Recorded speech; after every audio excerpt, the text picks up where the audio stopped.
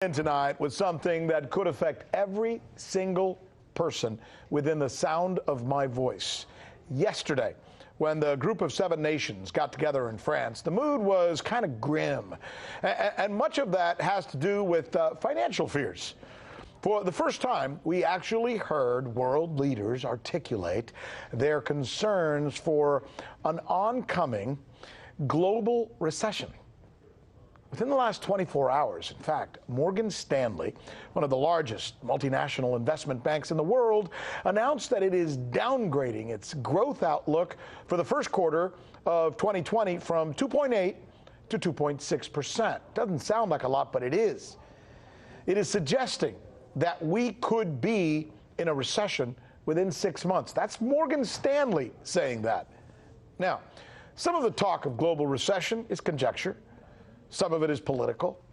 So what I would like to do on this night is cut to the chase and try and list for you the signs that have many economists concerned, or in some cases convinced.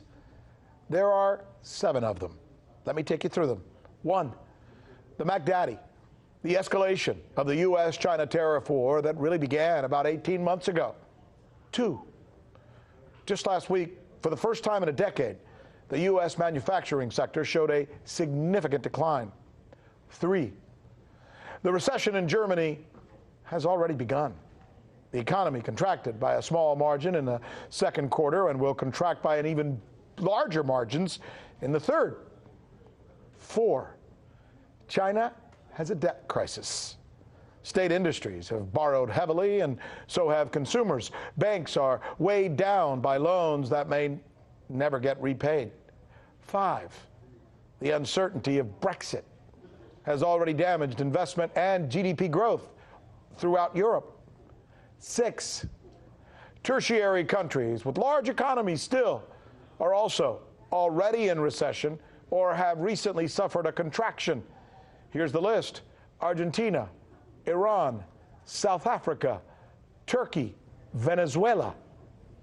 And finally, bond markets, as we've told you here exclusively on this newscast, are extremely jittery. Investors who lend money to the U.S. government via the bond market are actually selling their short-term loans in droves in expectation of an imminent recession, just as they did before the 2008 financial crash. These are the signs to be taken in full or in part. Ignore it, analyze it, accept it.